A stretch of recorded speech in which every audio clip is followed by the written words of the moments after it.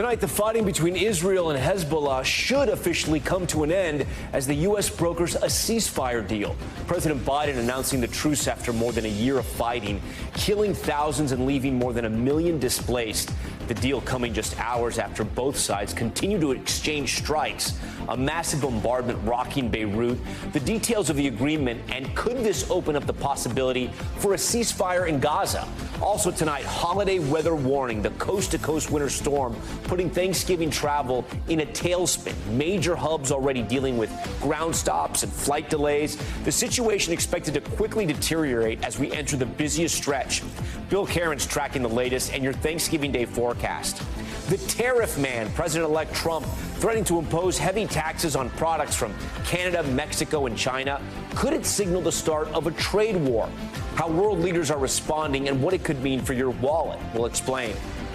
Mystery couple found. A husband and wife vanished while on a road trip 40 years ago. Decades later, a surprising break in the cold case. The car just discovered that could be the key to solving their disappearance. Good catch. Incredible video capturing the Chiefs' defensive end with a quick save, catching a child who fell from the bleachers. His off-field play getting cheers from beyond the stands. A North Carolina survivalist coming to the rescue of Hurricane Helene victims, still reeling months after the storm. How he's providing critical supplies to those suffering from the disaster. We'll speak with him about where the situation stands. And taco dreams. A Fort Worth man out of a job turned to his family's recipe, selling traditional Mexican dishes out of his driveway. His boom in popularity allowing him to open up a brick-and-mortar restaurant. Now he's getting one of the most prestigious awards, a Michelin rating. You'll meet him. Plus, Walmart stepping back from its DEI initiatives amid pressure from conservative activists. Will other companies follow suit? Top story starts right now.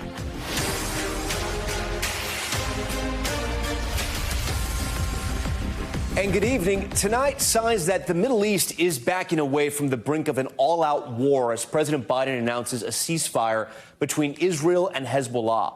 The U.S. brokering the deal with Israel and Lebanon to end the fighting with the Iranian-backed terrorist group. Earlier today, Israeli Prime Minister Benjamin Netanyahu signaled that he advised his cabinet to agree to the deal, adding that Israel appreciates the U.S. role in this process. Just a few hours before Netanyahu spoke, look at this. Israel unleashed bombardments on a densely populated area in Beirut. You can see the massive explosions there. Hezbollah also firing off rockets into northern Israel. Sirens blaring across the region as Israel intercepted the missiles close to the border. The fighting expected to officially end overnight. The agreement coming after more than a year of bloodshed and destruction. More than 3,500 people killed in Lebanon, according to the country's health ministry. And Israeli officials say 50 Israeli civilians have been killed. The regional fighting has left millions displaced in Lebanon. You can take a look. More than 1.4 million forced to flee their homes, triggering a humanitarian crisis in Israel. Netanyahu saying its 60,000 residents will now be able to return home. Now Israel says it plans to shift its focus back on Gaza, where nearly 2 million people have nowhere to live. So the big question tonight, will this ceasefire between Israel and Hezbollah bring us a step closer to a ceasefire in Gaza?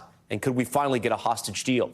NBC News Chief Foreign Affairs Correspondent Andrea Mitchell starts us off tonight. Just hours after new Israeli strikes against Hezbollah targets in Beirut, the Iranian-backed militia the U.S. designates as a terror group. Have some good news to report from the Middle East. President Biden announcing both sides have agreed to a ceasefire. Let's be clear. Israel did not launch this war. The Lebanese people did not seek that war either. The latest conflict started a day after the October 7th Hamas attacks, when Hezbollah began firing rockets from Lebanon into Israel. With the deal, some 80,000 Israelis who evacuated from the north can now go home, while Lebanese officials say more than 3,000 of its citizens have been killed, more than 1 million displaced by the Israeli strikes. Israel's prime minister backing the ceasefire, saying it is no longer the same Hezbollah. We have set it back decades. Netanyahu also saying Israel has killed Hezbollah's leader and its top deputies, destroyed most of the group's missiles and rockets, killed thousands of terrorists and destroyed their tunnels. Netanyahu also saying Israel reserves the right to resume fighting if Hezbollah breaks the ceasefire, and he'll now focus on the threat from Iran, while President Biden is hoping for a deal in Gaza. People of Gaza have been through hell, and Hamas has refused for months and months to negotiate a good faith ceasefire and a hostage deal. And so now Hamas has a choice to make. Their only way out is to release the hostages, including American citizens. Biden officials say they've been briefing President-elect Trump's national security team. A U.S. official says they told them a few days ago the deal was coming together with Israel's approval. President Biden said he's now going to push again to try to get the hostages released from Gaza, but U.S. officials say it's not likely to happen before he leaves office. Tom? Andrea Mitchell leading us off tonight here on Top Story. For more on the ceasefire deal and what it means for the future of the region, Keir Simmons joins us tonight from Dubai. So, Keir, what more do we know about the actual terms of this agreement, right? Because we were all watching the news all day and also watching the Israeli airstrikes there in Lebanon. So what exactly does this ceasefire mean? Yeah, Tom, you could describe it as the storm before the calm, an intensification of bombardments, even Hezbollah rockets fired while this announcement was being made. It is going to be a fragile process. It's going to take place over a period of time. The slow removal of Israeli forces from southern Lebanon there, and then an international coalition. Interesting that, isn't it, as you think about the Trump presidency coming. It's an international coalition, particularly the French who are going to move in, and the Lebanese military to police this. What really is a kind of buffer zone, ultimately, between the Israelis and Hezbollah, with Hezbollah pulling back its heavy artillery, its heavy weapons behind the Litani River. So this could fall apart at any moment, Tom. The process, though, is designed to build confidence and ensure that doesn't happen. And I should just say, there are many in Israel who are not confident that Hezbollah will not resurge, will not be able to, at some point in the future, re-attack Israel, if you want to put it that way. Hezbollah is funded by Iran, as we all know. What is Iran's role in this ceasefire? Yeah. What does this mean for their relationship, especially when we talk about Israel and the U.S.? Yeah, look, I mean, Prime Minister Netanyahu saying in his statement tonight that he wants to do this deal, he wants this ceasefire in order to concentrate on Iran. A question mark there, isn't it? And you point to it very clearly there, Tom. Hezbollah is a proxy of Iran. So to agree to a ceasefire, there will be those who will say to agree to a ceasefire with Hezbollah is, in a certain sense, a ceasefire with Iran. But everything hangs now on the coming Trump presidency. We know that President Trump has wanted to put pressure on Iran. Perhaps Prime Minister Netanyahu is looking there and waiting for the arrival of the president-elect, because things could shift again in just a few months' time. And then, I have to ask you briefly, but if you can, is this sort of opening the door to a ceasefire deal with Hamas? Well, maybe. Certainly, there are diplomats who think, Tom, that once you've done this ceasefire deal in the north in Israel, then you can turn to the south and try and get peace across the region, and maybe even some kind of a broader deal across the region, the kind of normalization with Gulf states, for example, that was looking like a possibility before the horrendous October 7th attacks. So that's somewhere in the future. First, we have to see this Hezbollah, Israel, Lebanon deal, an agreement, ceasefire. We have to see whether that holds. Okay, Keir Simmons for us. Keir, we appreciate that. We do want to move on now to the weather we've been tracking and the busy holiday travel. The FAA says it's bracing for the busiest Thanksgiving day on record. Nearly 6 million people expected through TSA in just the next 2 days, and it all comes as severe weather is set to make its way across the country. Here's NBC's Tom Costello with more. 36 hours before Thanksgiving, and the weather threat is growing. Rain delays on the East Coast and the West, and more on the way. The biggest choke point, Newark airspace, with ground stops and flight delays due to the ongoing shortage of air traffic controllers. We will use traffic flow management initiatives to deal with any staffing shortages. on that particular day in this airspace, and we expect to have some of those shortages. To address the ongoing shortage, the FAA has been moving control of some Newark airspace to Philly controllers. The FAA continues hiring new controllers, but it'll take years to get fully up to staff. While close calls between planes have dropped 72% this year, the FAA and NTSB are investigating 2 incidents at Boston Logan Monday. An American plane clipping the wing of a Frontier plane and a JetBlue plane under tow clipping a Cape Air flight. No injuries. So now I have to wait all the way until Wednesday. United Boeing 737 off your right from lane 17. Meanwhile, Denver International preparing for 3 inches of snow overnight as 3 feet falls in the mountains. The nation's 3rd busiest airport, handling 250,000 passengers a day this week. DIA is also the busiest hub for both United and Southwest. The average Southwest plane flies 8 to 10 flights a day. They've got to move fast. They've got 45 minutes, get all the bags off, put the new bags on, and get back up in the air again. We're just trying to help people get from point A to point B with the least amount of pain as possible. Time-lapse video of the megastorm earlier this month that dropped 20 inches on DIA. Any snow event that we have over an inch, we could have upwards near 150 pieces of equipment just on the airfield. Meanwhile, American's 24/7 maintenance team at JFK has been working ahead, prepping the fleet for this record-breaking week. They're in the air all day. They come here at night, and we do what we need to do to get them back in the air and fly safely and reliably for us. Every airline tells us they've spent months preparing for the here and now. So the here and now is now. Tom Costello joins us from Reagan National Airport.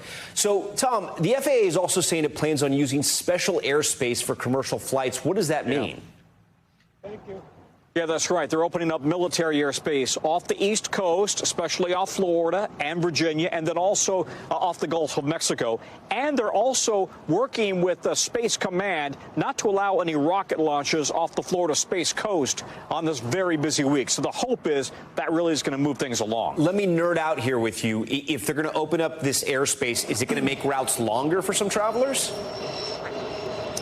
You know, maybe. In other words, if you take a little bit of an arc out over the ocean, but the bottom line is you're avoiding the heaviest, busiest traffic highways in the sky up and down the East Coast, for example, and along the Gulf Coast. The hope is that's going to move things along and really accommodate record volume. 50,000 planes in the sky alone today, Tom. All right, Tom Costello for us there at the airport, as always. For more on the holiday forecast, NBC meteorologist Bill Cairns joins us now. Bill, as I told our viewers, we're going to be talking to you every day here, so walk us through what's new here. Yeah, Tom, so our coast-to-coast storm is on its way across the country, now in the Four Corner region, heading through Colorado. That's where the worst weather has been. I-70's had a lot of snow through Colorado. Late tonight into early tomorrow, some light snow will develop from Denver southwards to Colorado Springs. So in the morning, I-25 will be one of the worst drives. Not horrible, about 1 to 4 inches of snow. So then we're going to take all of that and slowly bring rainfall into the Ohio Valley. It's going to take a while. The daylight hours are probably dry. It's in the afternoon, evening that we'll see that wet weather. I don't think we're going to have a lot of problems at the airports tomorrow. Maybe some late delays in Chicago and also to Detroit. It still looks like Thursday's the day. The storm intensifies. Heavy rain, especially the first half of the day. D.C. to Philly to New York. By about noon, the storm system should be ending in a lot of the mid-Atlantic region, but New England's going to get the worst of it. In some areas, especially north of the Mass Pike, it's going to be cold enough for snow. So we're talking I-95, 81. Those are the roads and all the in between that will have the most issues. And as far as snowfall goes, the highest totals look to be in areas with high elevations, just like the last storm, the Catskills heading through Vermont, a little bit of Massachusetts, definitely New Hampshire, and then the lake effect snow. Tom, we got a big cold air mass coming down behind this storm. So this weekend, most of the country is getting cold and kind of quiet. But if you're downwind of any of the Great Lakes, we're talking feet of snow in some locations by Sunday. All right, winter's getting here. Okay, thanks so much, Bill. We appreciate it. We now want to turn to politics and the latest on President-elect Trump's plans on immigration. His border czar, Tom Homan, visiting Texas today. He previewed the incoming administration's mass deportation strategy and the program that will allow local law enforcement to partner with the feds to help deport undocumented immigrants. Gabe Gutierrez has the latest for us. Today, President-elect Trump's border czar in Texas, saying he's ready to carry out Trump's campaign pledge to secure the border and deport undocumented immigrants, starting with criminals. Let me be clear. There is going to be a mass deportation because we just finished a mass illegal immigration crisis on the border. After more than 10 million illegal border crossings in the last 4 years, Tom Llamas says he plans to take the handcuffs off Immigration and Customs Enforcement, known as ICE. But a major question is how he'll get the manpower to do it. Do you believe that local authorities should help enforce federal immigration laws? Oh, absolutely. I think we have to. Jeffrey Gaylor is the sheriff of Harford County, Maryland, one of dozens across 21 states that are part of ICE's 287G program, which allows the feds to delegate specialized immigration functions to state and local law enforcement. This isn't stopping people on the street saying, show me your papers. They're brought in, they're arrested for something that they have committed, an act they have committed against the citizens of our community, and at that point they're held accountable for the actions of being in the country illegally. One of his deputies showed us how the program is run out of the county jail, where trained corrections officers can look through ICE's database and detain suspects arrested for other crimes for up to 48 hours if ICE wants to pick them up to deport them. Do you anticipate this program ramping up potentially in this next administration? I believe so. I believe we're going to be very busy. The immigration debate exploding in this county. I was angry. I was actually very angry. Where Patty Morin's 37-year-old daughter Rachel, a mother of 5, was murdered last year, police say, by an undocumented immigrant who was released into the U.S. And I want people to be protected. That's all. I don't want any more life lost. Still, migrant advocates say the 287G program gives local police an unlawful excuse to help deport people. This hurts those families. This leads to worse public safety outcomes. It erodes a sense of trust in communities and hurts the economy. Does this amount to racial profiling? No, not at all. Again, it's everybody is screened. Some Democrats now vowing to resist Trump's deportation plan. We are not going to cooperate in any way in that effort. Denver's mayor threatened to post local police at the county line to block federal immigration officers. Then he backtracked. We have no plan to do that. And we really hope that we don't ever have to do that. Trump's new border czar with this response tonight. Don't test us. The nation wants a safe country. So, Gabe, that's a pretty chilling hypothetical there at the end of your piece, setting up a possible clash between local and federal law enforcement. Could something like that actually happen? Well, Tom, a legal showdown is definitely brewing. And if you recall, there was some of this starting during the first Trump administration, right? Back then, the Trump administration was threatening to withhold federal grants from cities that were so-called sanctuary cities that didn't cooperate with ICE. We expect that to happen again. We already know of Democratic attorneys general that are gearing up for that legal fight. And we expect it to happen pretty soon, Tom. 3 Trump allies tell NBC News that the president-elect is expected to sign up to 5 executive orders related to immigration as soon as he's sworn in, Tom. Okay, Gabe Gutierrez at the White House for us. Gabe, we thank you. The president-elect also offering a preview of his trade policies, announcing on social media he'll impose 25% tariffs on goods from Canada and Mexico. The move expected to raise prices for American consumers. Hallie Jackson explains. The day after the election, Deer Stag's owner Rick Muscat called his shoe factory in China to stockpile whatever they could send before Inauguration Day and before long-promised Trump tariffs kick in.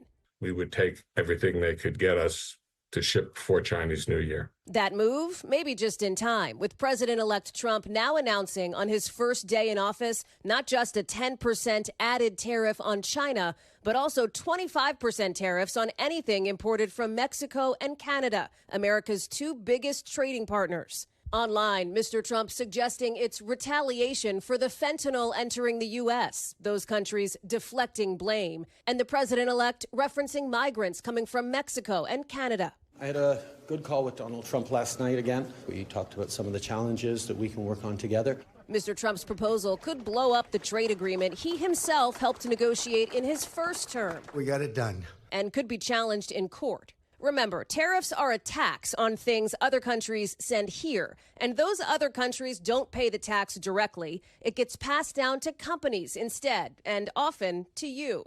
The U.S. relies on both Canada and Mexico for cars and car parts, from Chevy pickups to Chrysler minivans. So the auto industry now bracing for a blow, including in states like Michigan, which Mr. Trump won. Mexico supplies more than half the fruits and veggies coming into the U.S., meaning your grocery bill could rise too. Already, economists predict inflation could tick up nearly 1% if these tariffs go into effect. And that's still an if, since Mr. Trump has used the threat of tariffs as a negotiating tactic before. But if he follows through? We're a small business, and we can't afford to carry all those costs. The owners of this Washington pet store worry about having to charge their customers more because the shop would pay more for imported harnesses and toys. There's a point at which the consumer is going to say, you know, this isn't in my family's budget. We can't do this. Hallie Jackson joins us tonight from Washington. Hallie, you mentioned in your story the Canadian Prime Minister Justin Trudeau, his response. What are Mexico and China saying tonight? Yeah, it's a good question, Tom. You heard the Canadian Prime Minister called Donald Trump last night, basically immediately when that tariff news came out. We're hearing now today from the Mexican president, who says she is sending the incoming Trump administration a letter, specifically sending President-elect Trump a letter, and she is previewing the possibility of potential retaliatory tariffs if Donald Trump does follow through on this tariff threat. As for the Chinese, an embassy official warns no one will win a trade war, Tom, if that's what this turns out to be. Yeah, and then, Hallie, there's a component here, right, that U.S. businesses that charge more because they manufacture in America would get a more level playing field with these tariffs because usually products from overseas are cheaper, a lot of times, not always. But Trump campaigned on lowering costs for Americans. And as you explain, these tariffs will likely raise costs for consumers? Yeah, that's right. So there's really two pieces to this, Tom. First is that Donald Trump, the president-elect, when he was announcing this new set of tariffs in the last 24 hours, he's not talking about lowering costs for Americans. He's specifically talking about retaliation for fentanyl and for the migrant crisis, the border crisis as well. So that's sort of piece A. Number two, piece B, if you will. You heard the pet shop owners who we talked to in that story. I asked them about this because they try to source products that are made in the USA, but they pointed out that for those dog harnesses, for example, there are American makers of that, but some of the pieces, the components like the metal rings, et cetera, are manufactured overseas, and it's hard to source them here in the United States. So that's where the domino effect comes in, where people could see that price cascade right on down to them. Hallie Jackson for us tonight. Hallie, we thank you for that. For more on Trump's proposed tariffs and their possible impact on American businesses, I want to bring in David McNeil. He's founder and CEO of WeatherTech, an American-made company with products that can weatherproof everything from your car to your home. You might have WeatherTech in your car right now or your home. David, thanks so much for joining Top Story tonight. I'm happy to be here. David, you know, a lot's being reported about tariffs and American businesses and how it's going to affect American consumers, and we'll get into that. But you've been in business for a very long time, right? And let me know if I get any part of this story wrong. When you started your business, you were importing from England, but then you decided that you could actually manufacture in America. So talk to me about what's missing from some of maybe the reporting and the arguments about these potential upcoming tariffs. Well, the tariffs are not a bad thing because it levels the playing field between America and other countries like China that don't have the same standards for their workers, their same rules and regulations like the EPA, OSHA, labor laws. We provide great benefits for our employees. We make an ultra quality product right here in America. And they typically don't, and they're able to undercut us. In fact, some of our technology and intellectual property gets stolen by China, and it's used against us. But there's a yin and yang to this, right? There's a yin and yang to everything. So you make your product here in America, but you also import to, I think, more than 80 countries from what I read. So could these tariffs hurt you if there's a trade war? I export to over 80 countries. Export. I'm sorry, export. Yeah, export. Right. I mean, certainly if the other countries retaliate, yes. But most of our business is here with Americans, and we're proud to be an American manufacturer utilizing the great American worker and American technology. Yeah, a lot of the reporting we've seen on the proposed Trump tariffs is that they will cause higher costs for Americans. And some estimate maybe it places it at $1,000 per family in extra costs per year. Do you think this is going to hurt the U.S. economy if this goes through? Actually, I think that a rising tide raises all ships. Furthermore, the economies of scale as we utilize our manufacturing equipment more will actually lower our cost of manufacturing and will actually be able to lower our cost to the consumer.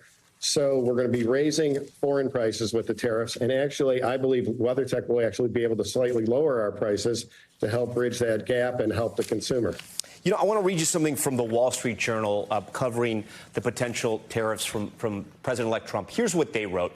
Tariffs can create winners and losers. Domestic industries that compete with lower cost foreign manufacturers can experience greater demand for their products while the government takes in additional revenues. But consumers and other purchasers of imported goods aren't able to buy as much. And both economic theory and the historical record show that they tend to lose more than the winners gain. Moreover, when a country imposes tariffs against another country, the other country often responds with tariffs of its own. So I guess, David, my question to you is, we've been trying to battle inflation, right? The Biden administration told us it was transitory. It clearly was not. It's here. It's still very stubborn.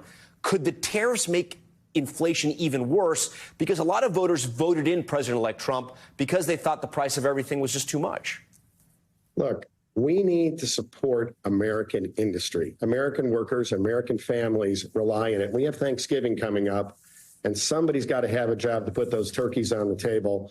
And without American jobs, without a WeatherTech supporting the American worker, and the American Manufacturing Association said for every manufacturing job in America, there's 5 support jobs. This is a big deal when a factory goes overseas. We need our jobs here right now, and I'm not particularly personally worried about the tariffs hurting anything. In fact, it'll help our economy. David, I do want to ask you something. I can remember growing up in the 80s, and I remember the Made in America sort of campaigns, and people would show you products in their house. I can remember this, that were made in America, and they were proud of that. And then we fast forward to now, where people have the entire sort of world mall in their phone with places like Amazon, and they just shop for the cheapest prices. Do you think something like tariffs can sort of break that habit where people sort of shop for the cheapest price instead of thinking about, okay, where was this made? Let me see if I can support local businesses. Let me see if I can support companies here in the U.S. Well, let me say one thing. One of the most important things we can do is help the American consumer understand where the products they're purchasing are made. So President Trump needs to enact a law immediately requiring all websites to disclose the country of origin, where that product is made, so the consumer can make a better decision on what they're buying and where it's coming from. All right, David McNeil, look into your crystal ball. If these tariffs are enacted, where's the American economy in 2 years? I think it's going to grow significantly under President Trump.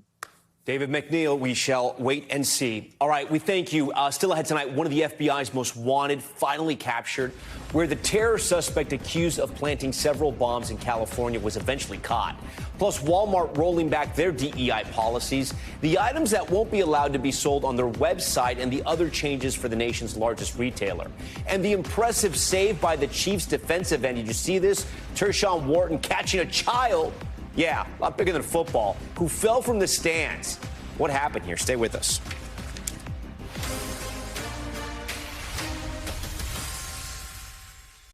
All right, we're back now with the debate over DEI policies at major companies. Those are diversity, equity, and inclusion practices, many of them implemented amid a racial reckoning in the U.S. after the death of George Floyd in 2020. Walmart, now the largest corporation, planning to roll back those practices, as some conservative critics say they go too far. NBC's Priscilla Thompson has this one. Tonight, Walmart joining a growing list of companies rolling back diversity, equity, and inclusion initiatives amid growing pressure from conservative activists. I am very proud to report to you guys that Walmart has decided on making some changes. The largest retailer in the world confirming it will curb racial equity training for employees, no longer consider suppliers race or gender to boost diversity, stop selling LGBTQ-themed items online that are marketed to children, including chest binders for youth going through a gender change, and end funding for its Racial Equity Center, a 5-year philanthropic effort launched after the police killing of George Floyd in 2020.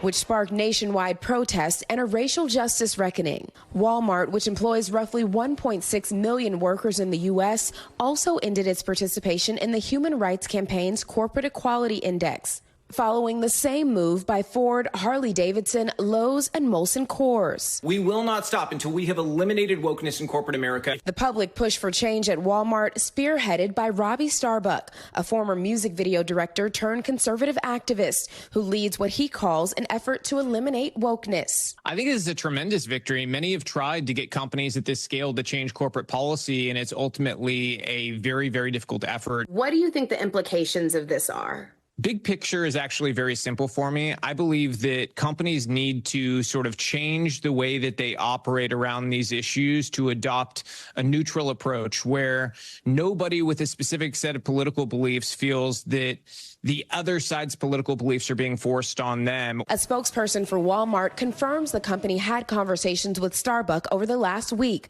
but already had DEI-related changes underway. Walmart writing in a statement, "We've been on a journey and know we aren't perfect, but every decision comes from a place of wanting to foster a sense of belonging." Starbucks, who has more than 1 million followers on social media, has called on consumers to boycott several companies over their, quote, woke policies. I got some Bud Lights for us. A similar boycott of Bud Light last year after the company featured transgender influencer Dylan Mulvaney in marketing tanked sales of the beer, with Anheuser-Busch reporting a 10.5% revenue decline in the months that followed. Conservatives have organized in ways that progressive and liberals, frankly, just have not. They have organized in ways to attack DEI and to spread misinformation and disinformation about what DEI is and aims to do. Sean Harper, a professor of business who has worked with hundreds of companies, says DEI initiatives are meant to be inclusive, not divisive. He says the undoing of those efforts shows some corporations failed to prioritize diversity in a meaningful way. The fact that these efforts are so easily undone strongly signal to me that they were not as durable as they should have been in the first place, that the commitment to them, the corporate commitment, was not as strong as it should have been. What message does this send to other retailers, to consumers? What are the far-reaching implications? When companies abandon their commitment to DEI, especially a company as big as Walmart, it gives others permission to do so. It gives others permission to turn their backs on women, on veterans, on Americans with disabilities, on customers, clients, and employees who are racially and ethnically diverse. All right, Priscilla joins us tonight. So, Priscilla, can we expect more companies to roll back DEI policies? Well, Tom, that is definitely a possibility because of a number of factors. One, you have conservative activists like Robbie Starbuck saying that this is a huge victory and they now feel empowered to pressure other companies to do the same. But you also look at what's happening in Washington with President-elect Donald Trump coming in and Republicans in control of the House and the Senate. Already we are seeing this bill dismantle DEI making its way through the House, leading to very fiery debates just last week there. But that business professor who you heard from there says that it may not be sustainable to roll back all of these policies, that just as we saw in 2020 after the murder of George Floyd, this awakening on the other side of this issue with people calling for greater equity and inclusion, we could see that side begin to rise up again as these rollbacks are taking place. So at some point, it's going to have to reach a level that is sustainable for the long term. Tom? Okay, Priscilla Thompson, a lot of reporting there. We appreciate it. Coming up, the cold case that could be cracked decades later. A New York couple went missing during a road trip 40 years ago. Now a car discovered in a pond in Georgia could be the key to solve their mysterious disappearance. What their family says was found inside.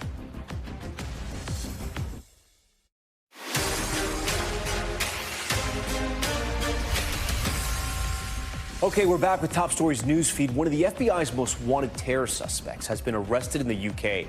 Daniel Andrea Sandiego, an animal rights extremist, has been on the run since 2003. He's accused of planting 3 bombs in California at companies that work with a lab that conducted experiments on animals. Sandiego, now 46, was arrested in Wales and will be extradited back to the U.S. Back here at home, Kansas City Chiefs player Tershawn Wharton making an incredible catch catch off the field. Look at this. New video shows a fan leaning over the wall at the Carolina Panthers Stadium on Sunday, trying to talk to a Chiefs player when he falls over the edge. Warden leaps forward, catching the kid and helping him back into the stands. That child was not hurt. And Drake taking legal action in an escalating feud with Kendrick Lamar. In a new court filing, Drake's lawyers accuse Universal Music Group, which reps both artists, of falsely inflating the popularity of Lamar's diss track, Not Like Us, on Spotify. The song has been streamed nearly 1 billion times since its release this summer, according to Spotify figures. UMG, Universal Music Group, which we should note is not part of NBC Universal, and Spotify both deny those claims. Okay, tonight, a stunning break in a mysterious missing persons case that went cold 40 years ago. A wealthy couple and thousands of dollars in jewelry reportedly vanishing without a trace on a road trip from Florida to New York. So what happened? Well, now a volunteer group of divers stumbling across what authorities say could be the couple's car and even more. Aaron McLaughlin has the story. Authorities excavate this Lincoln Continental after it was discovered just days ago submerged in an unassuming Georgia pond right off one of the East Coast's busiest highways. Inside, human remains and the first potential clues in decades into the disappearance of Charles and Catherine Romer. She was one of those grandmothers who made everyone feel special. Their granddaughter, Christine, was just 15 years old when the couple went missing. She tells us they were adored, especially Grandma. She was very creative and talented, larger than life and life of the party, and just wonderful, wonderful woman. The retired wealthy oil executive and his wife vanished on a road trip from Miami Beach to their home in New York back in 1980. The couple reportedly checked into this hotel just steps from the pond and never showed up for checkout. Search and rescue. We're looking for them, and scuba divers searching all the swamp area. At the time, police suspected foul play. Catherine had vanished wearing about $81,000 worth of jewelry. It was sort of considered a violent ending to their life, that it was a robbery that went terribly wrong. We had to watch our father really suffer. Decades later, volunteer sleuths armed with new technology revived the case. We specialize in working cold cases of people that went missing in their vehicles. Volunteer divers John Martin and his brother Mike say last week they received a tip from fellow explorers that the Romer's car could be in the pond. They decided to dive in and find out. I found an open window, reached in the open window to feel around. I had my hand on the seat and I could feel several hard objects. And I just grabbed the biggest hard object I could feel, came to the surface of the water, and it happened to be a femur bone in my hand. All diving stopped. Law enforcement was notified, and they all came out. They were able to retrieve lots of jewelry. There were bags and bags of jewelry. Now investigators are draining the pond in search of additional human remains that could confirm if it is indeed the couple. The family says investigators are now telling them it's possible the Romers died accidentally. Knowing that it was just a terrible accident and not a violent crime is giving us a lot of peace of mind, hopefully, when things are confirmed. Aaron McLaughlin, NBC News. Okay, we want to head back overseas. Time for Top Stories Global Watch. At least 4 people are dead and 7 still missing after a tourist ship sunk off Egypt's coast. The 44-passenger ship sunk in the Red Sea during a diving trip. It capsized when a large wave hit the boat. 28 passengers were initially rescued. 5 more were rescued a day later. The ship originated from Marsa Alam. In Costa Rica, the sole survivor of a plane crash rescued from deep inside the jungle. Video shows rescuers carrying the 31-year-old woman out on a stretcher. She was on a small plane that crashed outside of San Jose. 5 others on board died. Rescuers, I should say, had to hike 14 hours overnight in the dark to reach her. She was taken to the hospital, now in critical condition.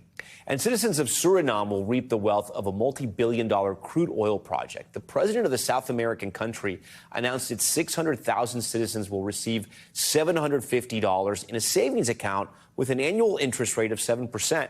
The country is expected to make around $10 billion thanks to recently discovered oil and gas reserves. Okay, when we come back, a check on hurricane-ravaged North Carolina 2 months after Helene left a trail of destruction.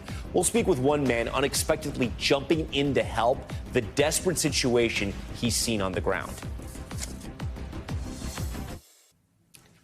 Back now with a check-in on the recovery efforts in North Carolina from Hurricane Helene.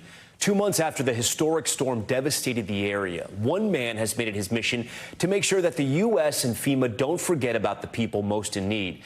But he's not the type of advocate you may expect. He went viral and won $500,000 by surviving a wild challenge from YouTube king Mr. Beast. Take a look. I laid a giant circle in the middle of nowhere. And this is a random subscriber. And if he stays in this circle for 100 days, I'll give him $500,000. 300,000 calories, 100 days. I've got a plan. Get the food organized, clothing figured out, figure out a way to keep my mind entertained. And I know if I walk out of that circle, I will regret it forever. I'm shocked at how fast Sean is developing a routine. You know you've been here a long time when living inside of a circle in a Mr. Beast video seems normal. For the first 50 days, I wanted to see if Sean could make it. I've done this, right? I've done 50 days. For the last half of this challenge, we have some pretty crazy stuff planned.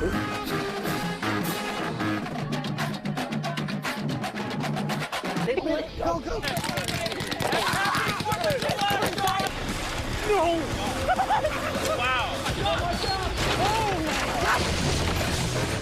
And that's it for the destruction. See you in 19 hours. All right. It's time. Give me a countdown from 10. 10, 9, 8, 7, 6, 5, 4, 3, 2. Oh my gosh. Come on out. Oh my God. It has officially been 100 days. Step on the red line. Are you sure? It has been 100 days. Don't know how he did it. Joining Top Story tonight, that is Sean Hendricks. He can withstand a lot, as we just saw there. And lately, he's been on the ground working on relief efforts in North Carolina since Hurricane Helene hit. So, Sean, my first question to you is, why are you helping North Carolina? Well, I didn't plan on it. Actually, I got a phone call saying we have 30 Starlinks we want to hand out in Nashville. We can't get a hold of anybody. And I said, you know, I'll find out if somebody can come get them. And guess what? I couldn't get a hold of anyone either. The fiber lines have been cut. And so I drove up there on a whim to help. I didn't even bring clothes with me. And it's been the next 4 or 5 days getting fire stations and emergency systems back online with Starlink. And it's all kind of history from there. I couldn't leave after seeing what need was up there. Yeah, you've been there for a while now, and maybe a lot of the country has moved on, but you haven't. What are you seeing on the ground now? It's still a lot of cleanup. You know, we're down to a lot of people that can help themselves have helped themselves. You know, I see the state buildings getting rebuilt. I see the government buildings getting rebuilt. I see, you know, anybody who had money, it's a money issue. The people that were struggling before the storm are struggling even more now. If you were living on minimum wage and you had no insurance and you lost everything, how do you rebuild? You can't even afford first and last month's rent. And that's what we're focusing on right now, is helping those who were truly left with nothing after the storm. How are people living right now? It's getting very cold in North Carolina. It's a holiday, and we're seeing video of people living in tents out there. Yeah, well, you know, we've done our best to get people out of tents. You know, the little Coleman tents are just not meant for any kind of winter survival. And it's getting better. You know, a lot of people are getting RVs. There's a lot of organizations and churches that are helping people, but it's still desperate. And, you know, and even some of the solutions are starting to unravel. Organizations are starting to pull out and leave, which are leaving people without a place to stay. And now we're actually trying to help people who got help, who are now losing help, so they don't end up homeless in the middle of the holidays. I want to put up something on the screen for our viewers here, because we reached out to FEMA to kind of get a lay of the land and their take on some of the things we're hearing from you and from others. And here it is by the numbers. They pointed us to these stats: $253 million approved to 136,000 households, $279 million in public assistance funding. FEMA's providing multiple temporary housing options to meet. More than 5,200 households are using transitional sheltering assistance hotels, so they're essentially in hotels right now for the next couple of weeks. Is FEMA working there? I mean, are they helping people, or is it not enough? I just don't think it's enough, because if it was enough, I wouldn't be in my 7th or 8th week being up there. You know, like I said, I haven't really seen FEMA on the ground. I don't know if that's how they work, but there's just so many people still displaced. I mean, we have an aid request form that gets 4, 5, 6 different requests every day, and we just can't fill all the needs. And I'm not the only one that's doing this up there. And the farther you get away from Asheville, the less help there is. It's harder to get up in these areas. So if you're in the city or you're in the main parts, you're probably doing better.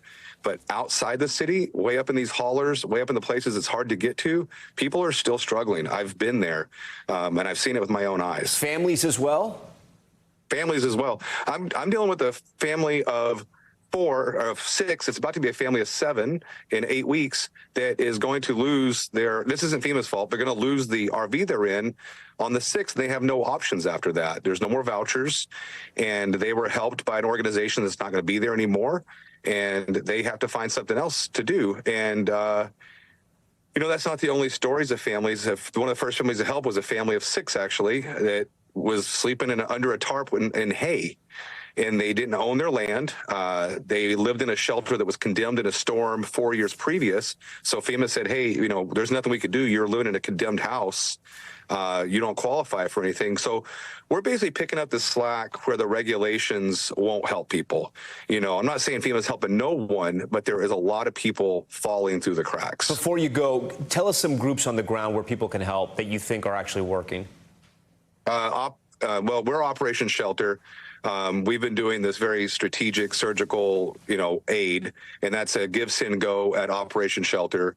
And then Samaritan's Purse. Samaritan's Purse is wonderful. I've been up there for a long time, and every time I go somewhere, I see the orange shirts. They're there working.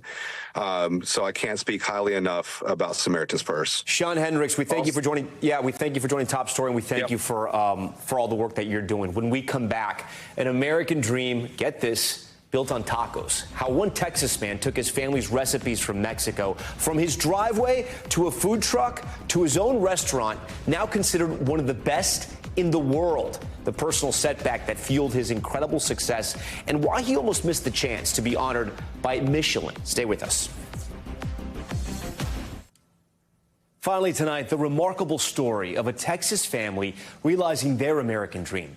Going from selling home-cooked food in their front yard to opening a now Michelin-recognized restaurant. Their specialty? Birria, a traditional Mexican meat stew often used as filling for tacos. Jay Gray went to Fort Worth to find out more about the Cortez's family's journey. Inside this modest Fort Worth restaurant, customers and now critics say the Cortez family makes some of the best beef birria dishes, tacos, tortas, quesadillas in the world. It's all good. It's really good. 5 years ago, Rogelio Cortez Jr. was working as a commercial roofer and says the only time he thought about a restaurant is when he was hungry, never considering he and his family might own one. Never in a million years I would imagine this. We're here now talking to you. This is just crazy. It's a dream. The son of Mexican immigrants, he calls it the American dream, born from personal tragedy. After a back injury, left him without a job and in need of surgery. My legs were going numb already. I was having trouble to walk already. With just $1,000 left in his savings, searching for a way to make ends meet, he started selling his mom's menudo, a traditional Mexican soup, from their driveway on weekends, adding tacos and a couple of tables in a few weeks as lines started to stretch through his neighborhood. With the crowds growing, his dad, Rogelio Sr., emptied his 401k, all the money he had saved to retire from his job as a welder, buying this food truck, where even through the pandemic, the business continued to grow. 3 months later, thanks to God, I was able to get my surgery after I opened the food truck. And repay his dad's initial investment. Then, just over 2 years after selling tacos from his driveway, Rogelio and his family opened a brick-and-mortar restaurant, Birria y Taqueria Cortez. Yeah, some more sleepless nights. So we come from, my dad was a welder, I was a roofer, so we had zero restaurant experience. What they clearly do know is how to make delicious food. It's just really good. I mean, I could sit here and eat so much of this. The Cortez's restaurant quickly became a go-to for families, followed by foodies, and then Michelin came calling, though Rogelio didn't immediately answer. Did you know anything about Michelin? Have you known anything about Michelin? Not until about 3 days before the ceremony. That's when I learned about Michelin. A customer told him the holy grail of restaurants, was considering adding his taqueria to its first ever Texas guide. So I go on my emails and type in Michelin, and there you go. Since September, they were emailing me, and I didn't even see them. So I was just like, no, I thought it was just spam. He scrambled to get all the necessary paperwork filed, fearing it was already too late, then nervously watched online as the results were announced. Fort Worth. His restaurant given a Michelin recommended rating. So I still can't explain. I'm still, man, it's really a 1 in a million. I couldn't believe it. 1 in a million. Kind of like starting with 10 pounds of taco meat in your driveway to selling 6,000 tacos a day in one of the world's best restaurants. Jay Gray, NBC News, Fort Worth. All right, now I'm getting hungry. A big thanks to Jay Gray for that story, and we thank you for watching Top Story tonight. I'm Tom Llamas in New York. Stay right there. More news on the way. Thanks for watching. Stay updated about breaking news and top stories on the NBC News app or follow us on social media.